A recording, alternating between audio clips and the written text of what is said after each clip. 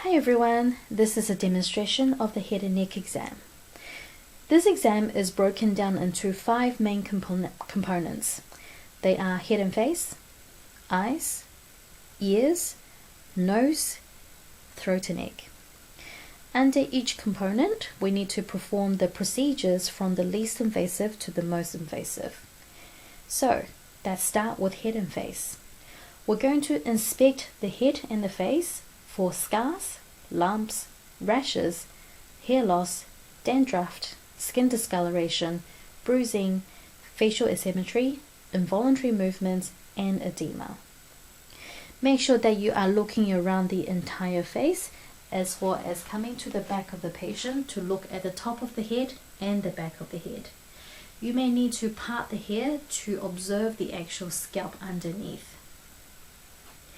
Next, we're going to perform palpation of the head and face for any tenderness or deformity. So I'm going to use the finger pads and applying a gentle pressure on the head and face. So starting with the head, going from the top, moving down to the side and to the back of the head. And now palpating the face, starting in the forehead, down to the side of the face, the cheeks, along the jaw, and then the chin. Now, under the head and face component, you have to specifically palpate for the sinuses. If the patient was having sinusitis, they would experience pain with this procedure. So we need to locate the frontal sinuses and the maxillary sinuses. The frontal sinuses are located just under the medial eyebrows. So using both of your thumbs, you're going to push upwards from there. And then for the maxillary sinuses, they are under the cheekbones. So once again, using both of our thumbs, pushing up under the cheekbones.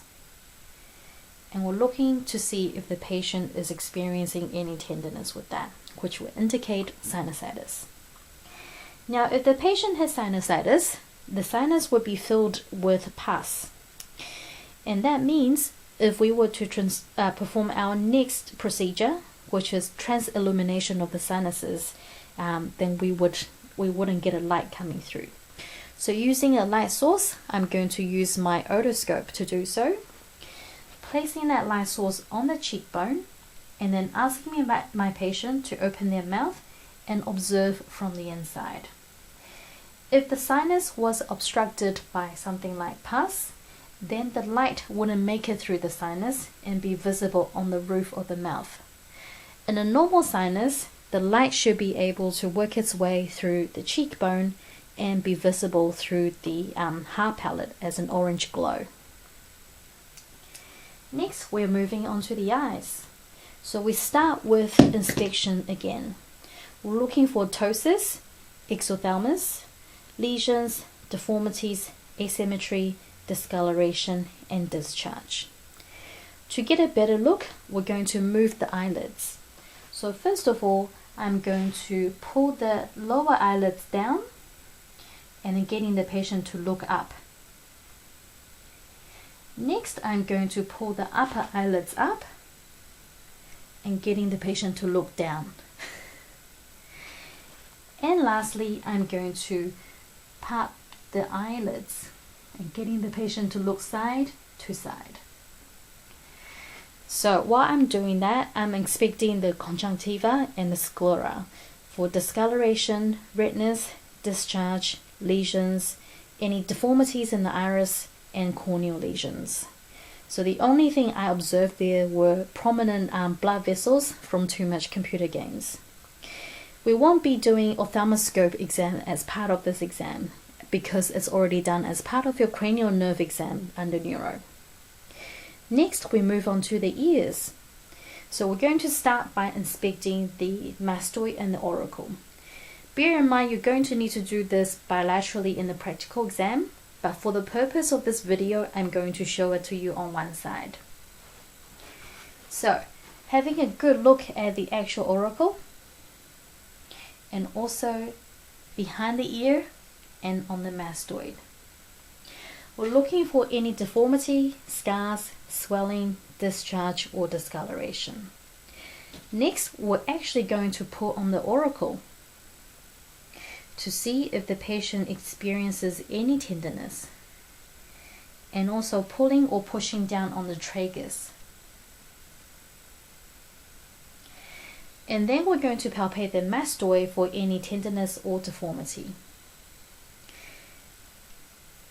Just using your finger pads to move down the mastoid. If the patient was having an external or middle ear infection, doing that will cause quite a bit of pain. Remember, you have to do this bilaterally, and it's quite easy to do if you were standing behind the patient and doing both of them at the same time, like so. Next, we're going to perform the otoscope exam. So, we have our otoscope here, and we're going to place our speculum on.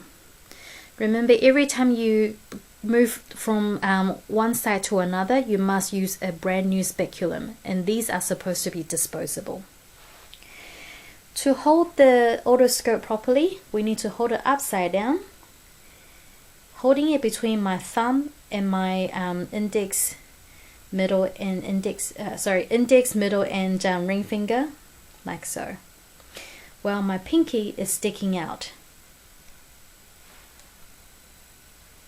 And you need to get used to holding this with both hands.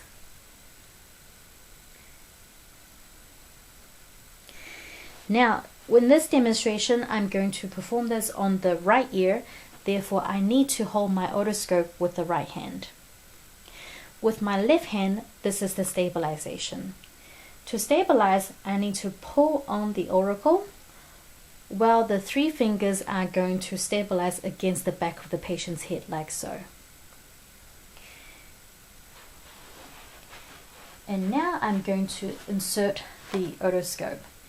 So before I do so, I'm going to laterally flex the patient's head away from me. And before I insert the speculum, I'm going to rest my pinky against the patient's temple, so that when the patient moves his head, I am now maintaining a safe distance between the ear and my speculum.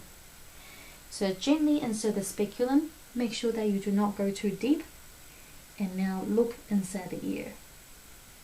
You may need to wiggle the speculum around gently to really locate the tympanic membrane. Now, a normal tympanic membrane should be a pearly pink or gray color, and with a light shining on it, it will produce a light reflex. So in the right ear, the light reflex would be in the 5 o'clock position, and if we were looking into the left ear, it would be the 7 o'clock position. As I'm looking in, I'm observing for signs of external canal or tympanic membrane ear disease. In the exam, you will only need to perform this on one side and verbalize that you will perform this bilaterally. Next, we move on to the nose.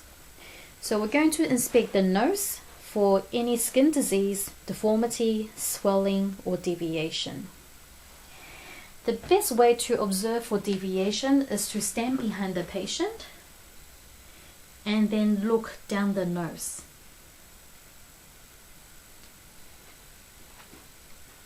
Next, we're going to palpate the nose for deformities, swelling, and tenderness. So once again, using my finger pads, I'm going to gently move down from the top. You'll come across the nasal bones first, and then moving on to the cartilage.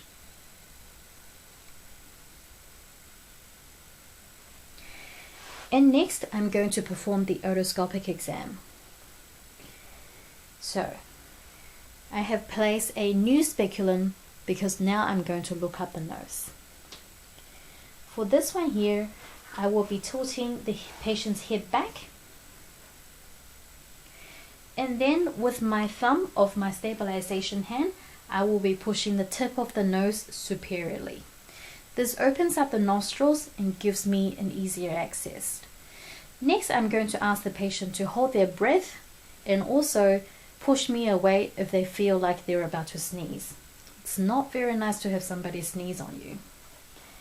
So take a breath in for me and hold right there. Gently insert the speculum. Make sure that you do not go in too deep. And have a look around inside.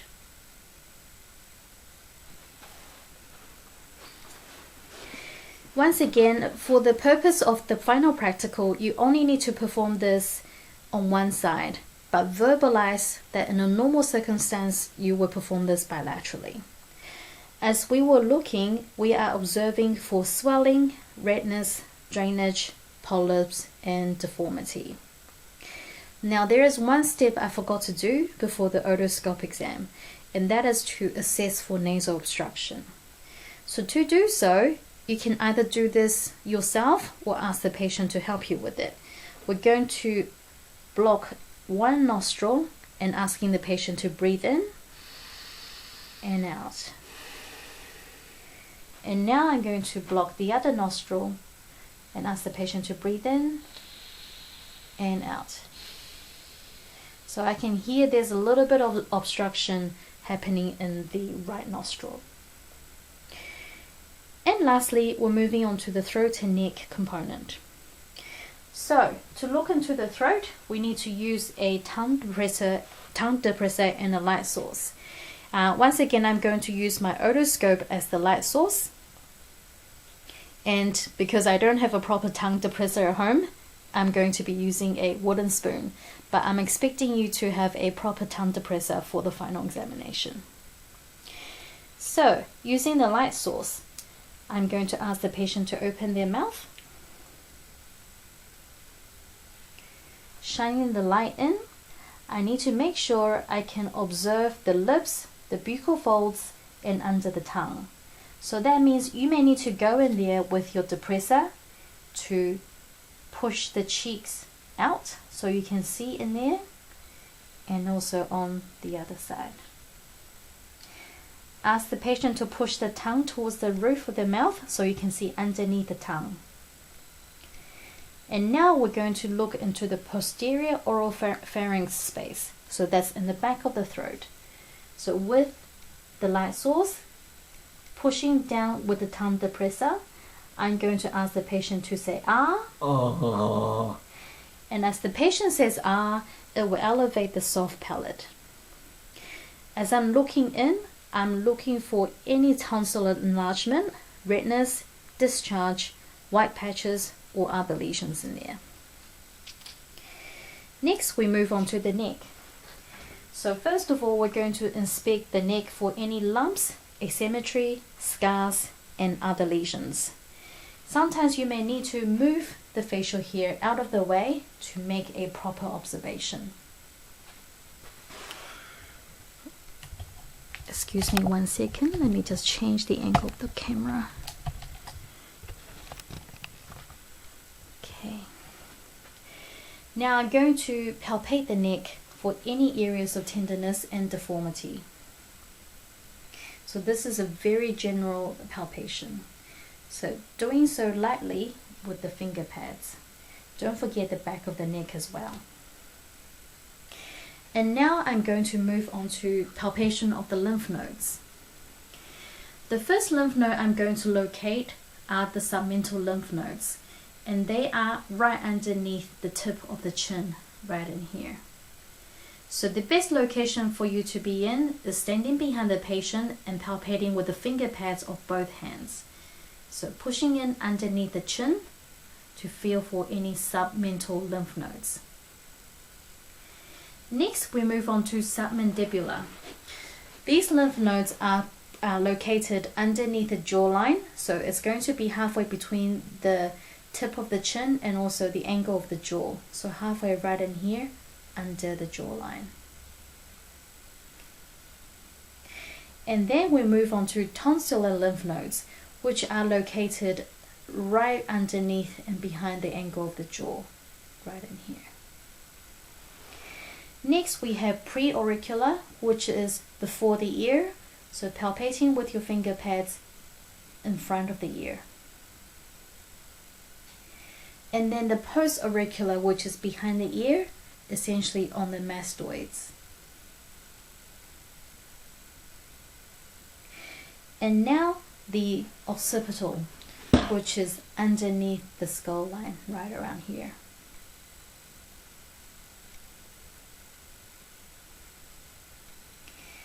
And then we're going to find the posterior cervical lymph nodes. Those lymph nodes are located behind the SCM. And these are rather superficial lymph nodes. And then following the SCM all the way down to the clavicle, this is where you would find the supraclavicular lymph nodes, so right above the clavicle. And then from the supraclavicular ones, you're now going to swing to the front of the SCM.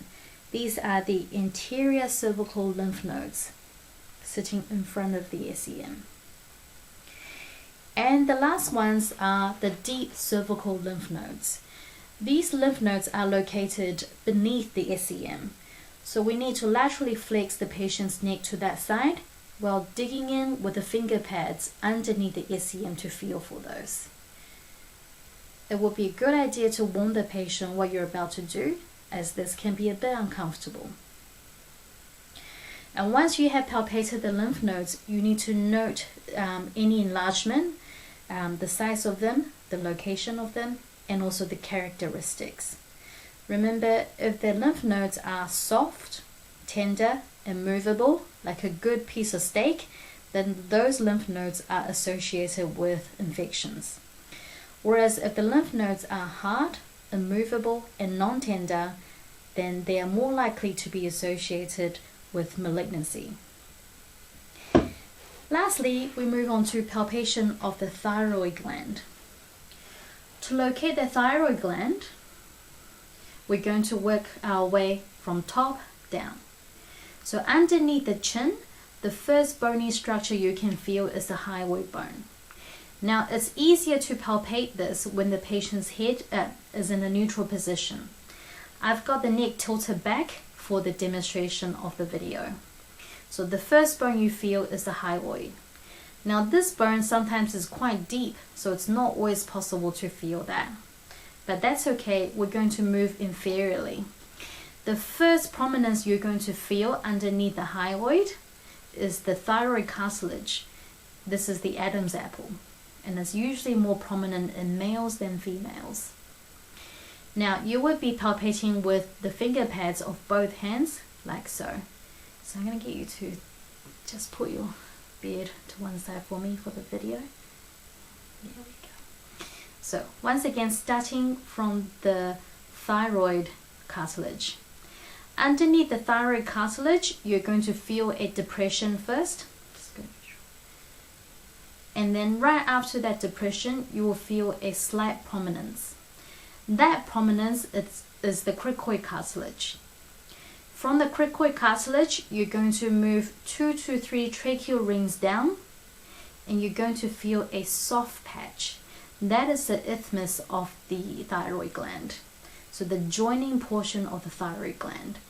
From that, you're going to move laterally to palpate for the lobes of the thyroid gland. It is a lot lower than you think.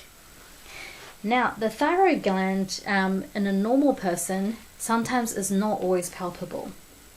So if you do palpate for the thyroid, we need to note the size of it, note the symmetry of it, the position, and if you can feel any abnormal nodules.